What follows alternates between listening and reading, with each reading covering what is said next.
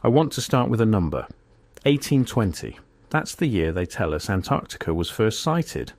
First officially sighted, they'll say, if you push them on it. First recorded, first documented, first acknowledged. And for most of my life, I accepted that. I didn't question it. Why would I? It's in the textbooks, it's on the timelines. It's the kind of fact you absorb in school the same way you absorb everything else, passively, without resistance, without asking why. But then I started looking at the dates more carefully, and once I did, I couldn't stop. Before we go any further, I need to briefly return to something I covered in the last video in this series, and if you haven't seen it, I'll link it below, because what follows won't carry its full weight without that foundation. In that episode, I explored what mainstream history calls the year without a summer, 1816. The year following the eruption of Mount Tambora in Indonesia, which according to the official record, ejected enough ash into the atmosphere to lower global temperatures, destroy harvests across the northern hemisphere, kill livestock, trigger famine from New England to northern Europe, and turn summer into literal winter. Tambora, a single volcano. The explanation is tidy. The timeline is clean. But then I started pulling on threads that didn't belong to that story. Because here's what the official account doesn't explain. The uniformity. The sheer sweeping continent-spanning simultaneity of the collapse. Crop failures weren't regional. They were global. Reports of unnatural cold, of snow in June, of orange and purple sunsets. They weren't clustered near Indonesia. They were everywhere at once. And not just environmentally. Socially. Politically. The years immediately following 1816 saw a cascade of institutional ruptures, population displacements, and what one researcher I came across described as civilizational amnesia.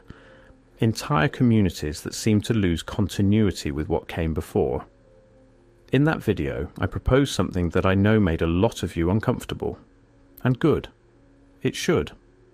I proposed that the year without a summer was not a volcanic event, or more precisely that it may not have been only a volcanic event, that the atmospheric disruption of 1816 bore the hallmarks of something more catastrophic, more deliberate, something closer in its signature to what we would today recognize as a nuclear winter, a sudden total atmospheric blackout, not from a mountain but from a civilization-ending event, a reset. The kind of event that would leave behind not just climate data, but erasure. The kind of event now loosely associated with the hypothesis that, before the 19th century, there existed a global old-world civilization, sophisticated, architecturally advanced, connected across continents, that we have come to call provisionally Tartaria. Not an empire in the conventional sense, not a country with borders on a modern map. Something harder to define.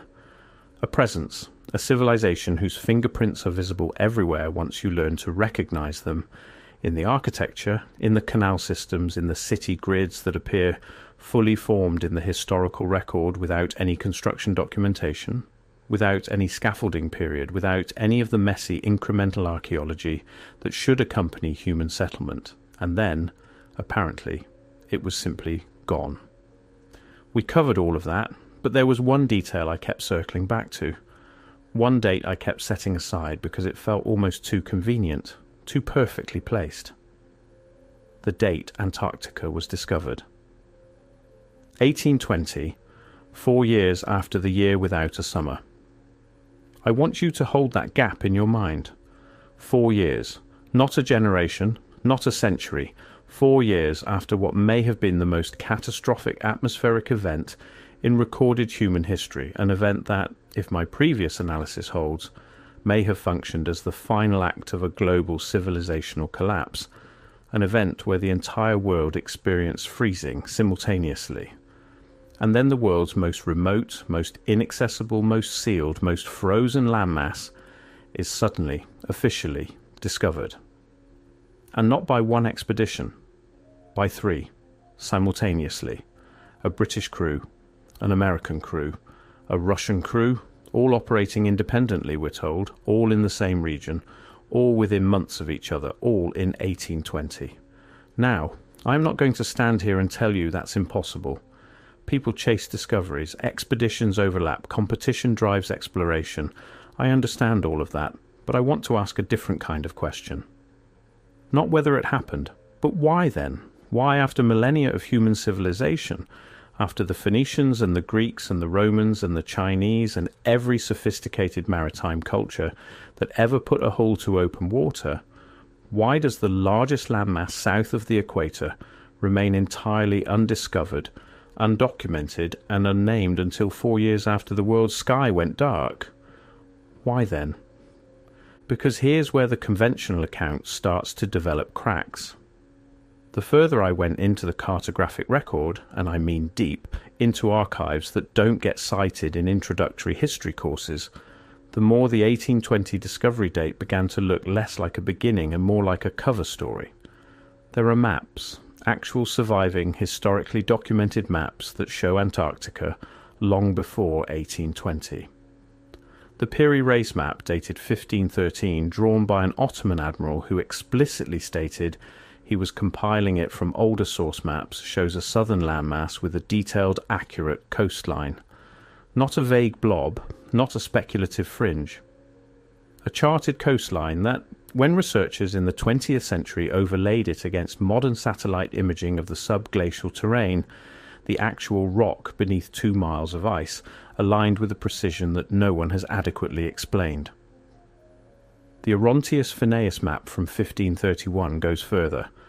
It depicts Antarctica without ice, with river systems, with mountain ranges, with internal geographic features that we only confirmed existed using mid-20th century sonar technology. Let me say that again more slowly because I think it's easy to read past it.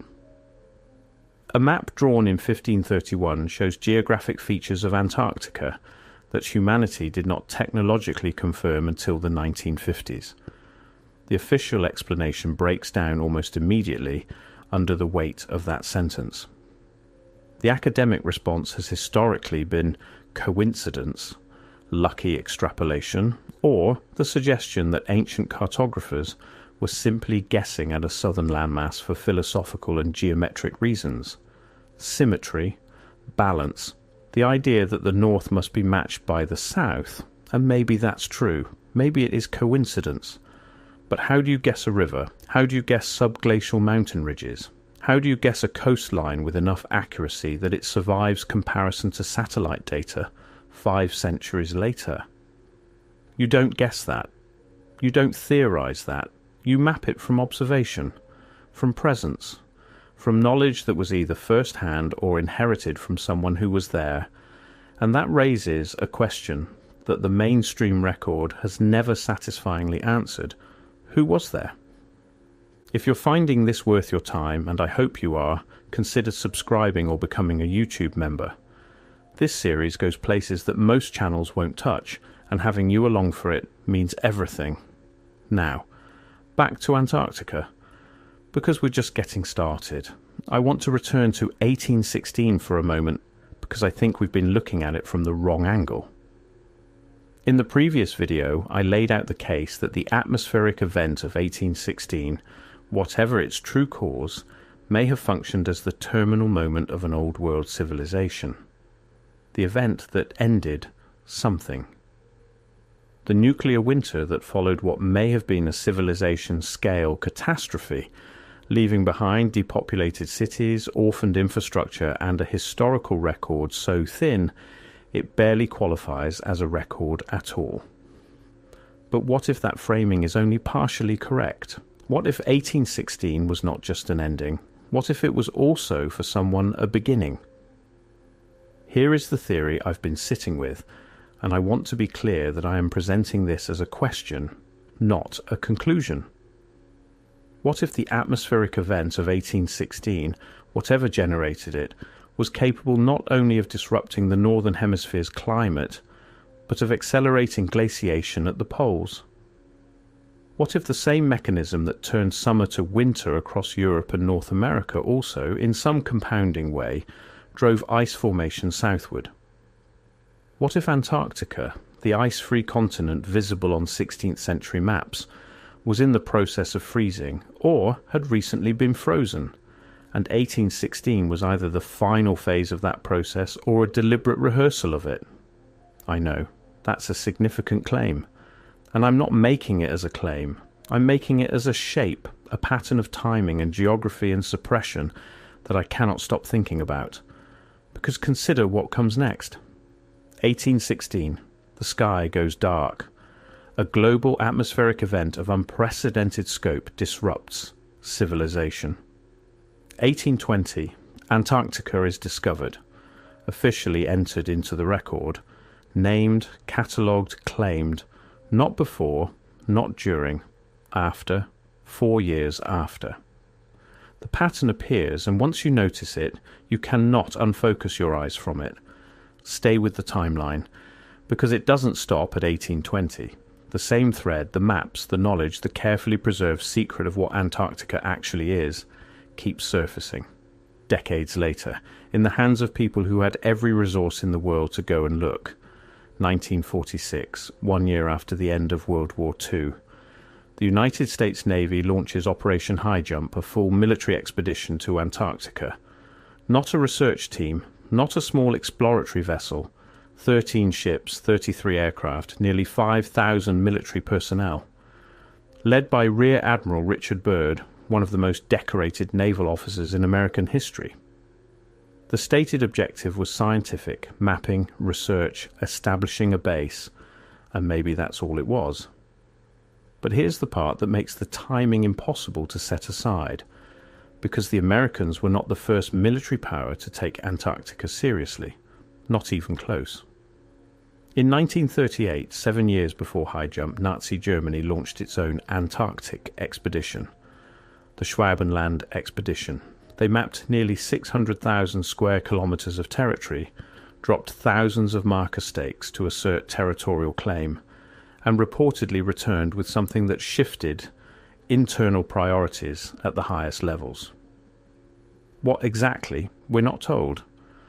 The records are incomplete in the specific way that records tend to be when the answer matters. What we do know is that German submarines were documented operating in Antarctic waters as late as 1945, and that certain senior figures in the Nazi scientific apparatus had a known documented obsession with ancient knowledge, lost civilizations, prehistory, inherited cartographic traditions that supposedly predated the modern world. The same maps, the same thread. Which brings us back to the custodian problem, the Piri Reis map, the Orontius Phineas map.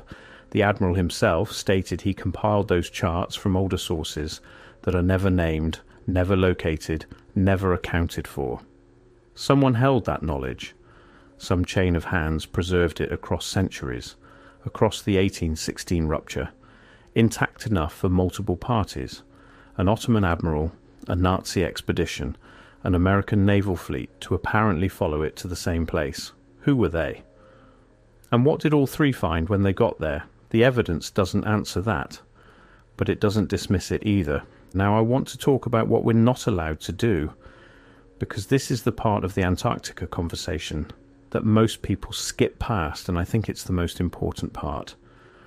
You cannot freely go to Antarctica. I want to be precise about this because the casual response is, of course you can. Expeditions go there all the time. And yes, they do. Scientific expeditions, government-sanctioned research missions, tourism even in limited and highly supervised forms. I'm not saying the continent is surrounded by an invisible wall. What I'm saying is this. The Antarctic Treaty System, signed in 1959 and now ratified by over 50 nations, designates Antarctica as a scientific preserve and explicitly prohibits military activity, mineral extraction and nuclear testing on the continent. And in practice, it means that independent, unsupervised exploration of the Antarctic interior is essentially impossible. Not illegal exactly, just practically impossible. You need logistic support that only governments and large institutions can provide. You need permissions that are quietly difficult to obtain for anything outside of approved research parameters. You need infrastructure that does not exist for the independent traveller. The result is that Antarctica is functionally the one place on Earth that the ordinary citizen of the 21st century simply cannot go and look around. And I want to ask, why does that feel normal to us? Every other landmass on the planet, every mountain range, every jungle, every desert can be accessed by a motivated individual with enough resources and determination. People climb Everest recreationally, people cross the Sahara alone, people sail to the most remote islands on Earth with nothing but a small boat and a compass. But Antarctica has a treaty. 50 nations signed in the same decade that sonar technology first confirmed what was hiding under the ice. And we don't find that remarkable. We nod along. We accept that the treaty is about science, about peace, about environmental preservation. Maybe it is, but the evidence suggests that simultaneous global agreement is extraordinarily rare. Nations do not agree on almost anything. They disagree about borders, about resources, about ideology, about language, about everything. The 20th century was practically defined by national disagreement, except here, on this, about this one place. The coordination problem becomes impossible to ignore the longer you sit with it. 50 nations, all agreeing, all signing, all maintaining, consistently, for decades, about a frozen continent that officially contains nothing but ice and penguins. What is it about ice and penguins that requires an international treaty? Let me tell you about the architecture problem, because this is where the Tartaria connection stops being abstract. Across the series, we've documented imperfectly, provisionally, but documented the presence of old-world construction techniques in places they have no business being. Buildings that appear in the historical record fully complete, without construction phases. Civic infrastructure in cities supposedly founded in the early 19th century that would have required decades and resources that those young settlements simply did not have. Cathedrals in frontier towns, elaborate sewer systems in cities that were, by official record, wilderness 5 years before the systems were installed. The mud flood evidence, the buried ground floors, the windows that begin below what is now street level because the street level has risen, or because something came down and covered what was already there. This pattern repeats across North America, across Europe, across Russia, across South America. It is not regional, it is not isolated, it is global, and every time we document it, the official explanation involves either dismissal or a kind of casual hand-waving that, the deeper you look, dissolves on contact with the actual evidence. The transition periods are missing. The documentation is thin. The workforce that supposedly built these structures is unaccounted for. The supply chains don't exist. The timelines don't work. Something was already there. Something was built by someone who came before. Now, Antarctica. We know from the cartographic evidence, from the ice-free maps, from the subglacial topography, that Antarctica was, at some point in historical time, a habitable landmass. Not geologically ancient, historically recent. Recent enough that human beings mapped it. Recent enough that those maps survived into the 16th century, copied from even older sources. What was on that continent? What is under 2 miles of ice right now? I'm not saying there are pyramids under the Antarctic ice sheet, though there are structures in the Ellsworth Mountains that have generated genuine academic debate about their geometry. I'm not saying there is a lost city sealed under the Ross Ice Shelf. I'm asking something simpler and, I think, more important. Why don't we know? Why, in 2025, with ground-penetrating radar technology capable of imaging geological features thousands of meters below the surface, with satellite systems that can read a license plate from orbit, with the full weight of the most technologically advanced civilization in recorded history pointed at every corner of the Earth, why is the subglacial topography of Antarctica still largely unmapped at high resolution? Why do the gaps in the data cluster in the interior? Why does the silence persist? The silence, when you start listening for it, is everywhere, in this story. No serious mainstream academic discussion of the Piri Reis map in introductory curricula. No, it's a footnote, if it appears at all. No serious institutional inquiry into the coordination problem of 1820, 3 independent expeditions arriving simultaneously at an undiscovered continent. No. Convergence, coincidence, moving on. No institutional curiosity about the gap between the ice-free maps of the 16th century and the frozen wasteland we officially discovered in the 19th. No explanation for how, if the ice built up over geological time as we're told, human cartographers produced maps showing the uniced terrain in historical time. The silence isn't accidental. Silence on this scale, across this many disciplines, maintained for this long, that's not absence of evidence. That's a shape. And that shape suggests something. I'm not going to tell you what it suggests. I think you already feel it. I want to close with something that has been sitting with me since I first started pulling this thread.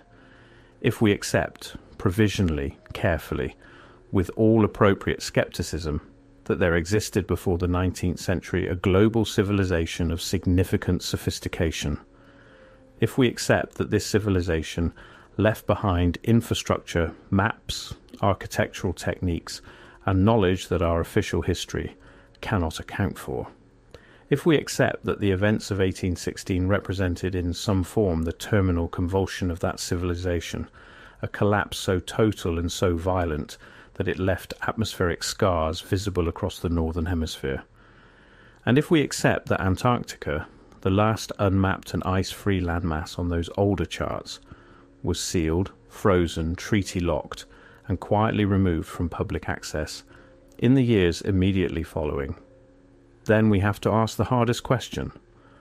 What were they protecting? Not from us necessarily, maybe from time, maybe from chaos, maybe simply from the kind of casual, uncoordinated, uncontrolled discovery that might have happened if anyone with a ship and a curiosity could sail down and start digging. What knowledge was stored there? What records? What architecture?